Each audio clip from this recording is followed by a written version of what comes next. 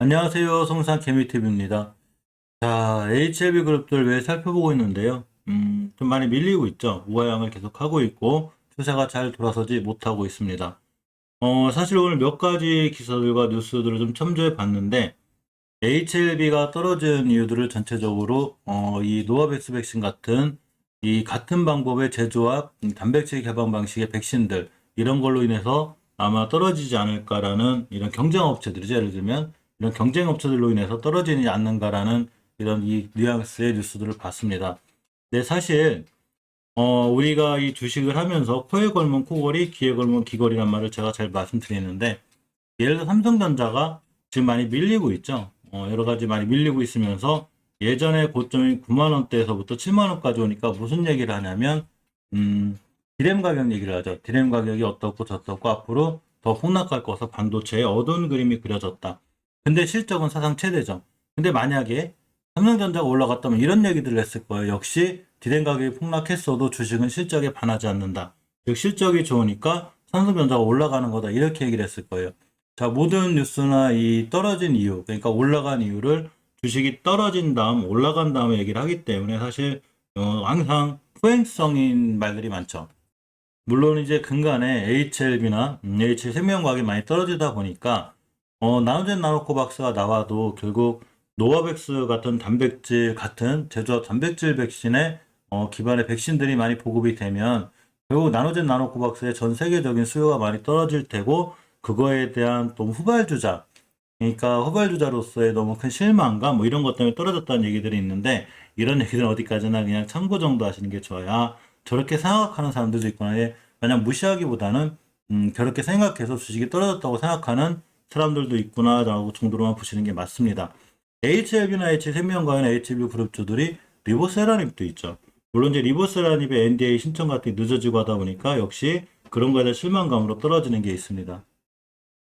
몇몇 이 제야의 이 숨은 고수분들이 주식이 떨어지는 이유를 얘기할 때 주식이 떨어지는 이유를 찾지 말라고 그러죠.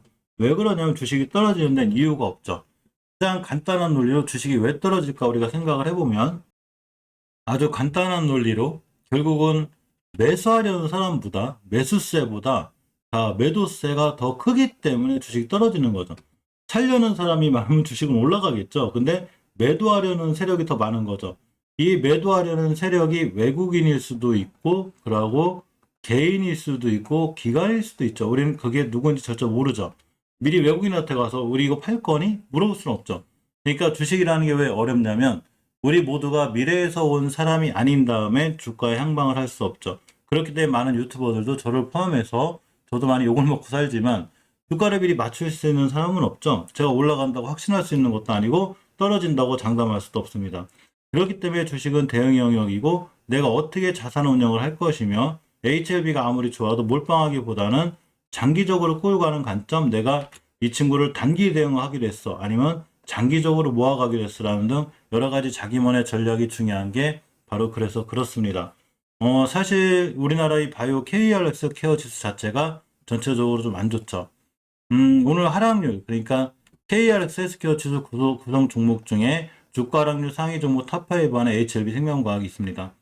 KRX 헬스케어 지수에 제일 많이 떨어진 게 삼성제약, 그 다음에 HLB 생명과학, 다음 유틸렉스, 진원생명과학, 바이오니아 이렇고 상승률 상위 종목에는 NK맥스, 녹십자 렉셀이 있습니다. 금방 말씀드렸듯이 우리가 주식이 떨어졌을 때 떨어진 다음 떨어지는 이유를 찾기 위해서 어떤 명분을 찾게 되고 올라갈 때는 올라갈 명분을 찾기 위해서 그런 유형의 이제 기사들을 많이 접하는데 항상 제가 말씀드렸듯이 모든 뉴스나 기라시는 찌라시 같은 경우는 참조사항이죠. 아, 이런 뉴스가 있구나. 이런 기사들이 있구나라는 정도로 항상 참고하고 보시는 게 좋습니다. 오늘 투자자금의 동향을 잠깐 보면 이 외국인들이 어느 정도 약간 매수했죠.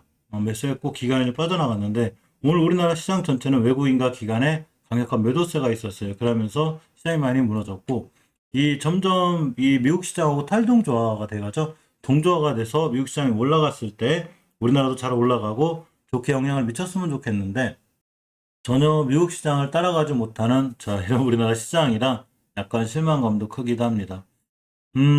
시간별 투자 동향을 보면 역시나 코스피 시장이 외국인 기관의 강력한 매도세가 있었는데 특히 그동안 방어를 잘 해주던 기간까지 매도세가 나서면서 시장이 꽤 무너졌고 코스닥은 외국인이 매수를 해줬어도 역시나 기관과 개인들의 매도세로 인해서 0.44%대 무너지는 이런 상황까지 갔습니다.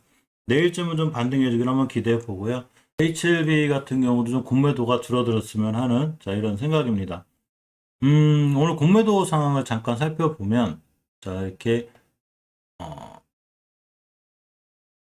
자 오늘 8%대 HLB 생명과학의 공매도가 전혀 줄지 않고 있죠. 지금 11월 3일자 어제도 7% 오늘도 8%대 엄청난 공매도가 계속 나오고 있고 10월 25일 10월 26일 때도 8% 7%대가 나왔는데 공매도가 굉장히 심해지는 상황이고 HLB 같은 경우도 공매도가 거의 9%대 HLB가 공매도 잠그면 1등이죠.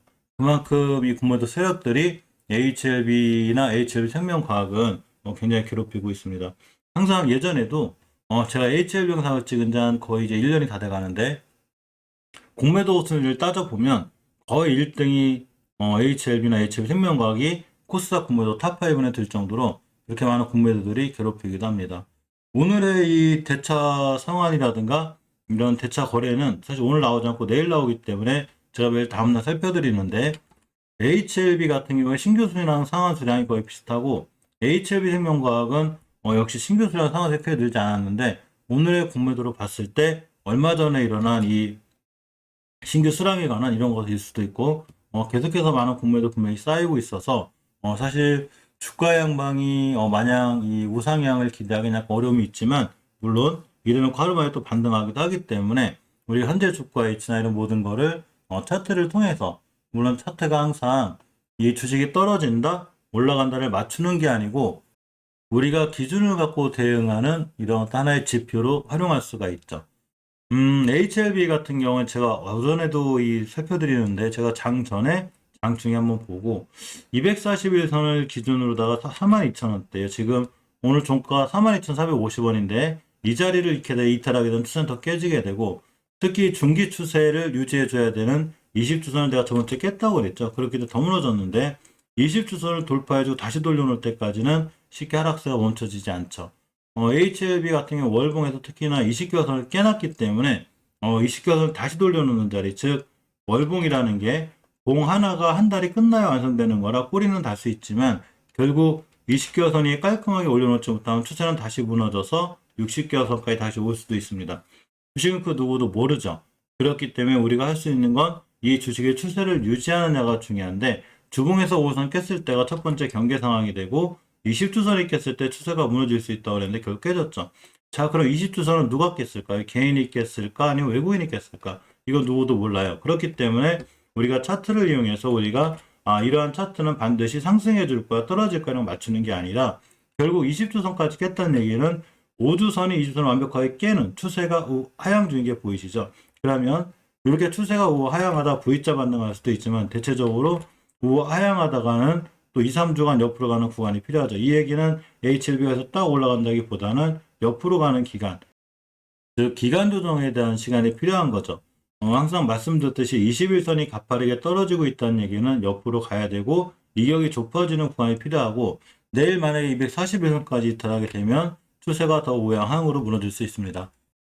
물론 저도 HLB를 원체 오래전부터 찍어왔기 때문에 어떤 분들은 제가 HLB를 찍은 지 한 달밖에 안 됐다고 계시는 분들이 계신데 저 상당히 오랫동안 찍었어요. 주식이 많이 떨어졌을 때 찍었고 올라갈 때 찍었고 유튜브를 시작한 게 이제 HLB 때문에 시작하게 된 거라 어쨌거나 전 그렇고 HLB를 많이 사랑하는 거 좋아하는 이 유튜버 중에 하나이기 때문에 괜찮습니다. 믿고 기다려서 바로 급등할 겁니다. 이렇게 설명하고 싶지만 사실은 전체적으로 급등한다 하더라도 21선 맞고 떨어지고 이렇게 이격이 보이는 과정이 필요하죠.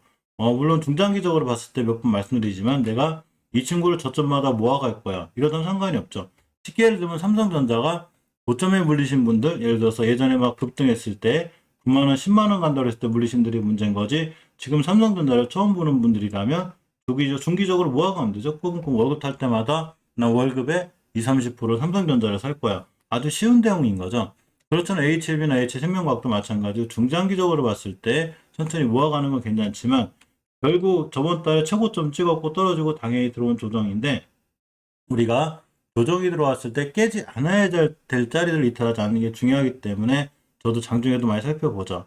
HLB생명 같은 과학 같은 경우에 14,740원이 절대 이탈하지 않아야 될 5개월선 가격이에요. 이 얘기는 이제 HL생명과학도 5개월선을 깨게 되면 이렇게 5개월선을 깼을 땐 추세가 무너져요. 따라서 그에 맞는 대응이 필요해 보이죠.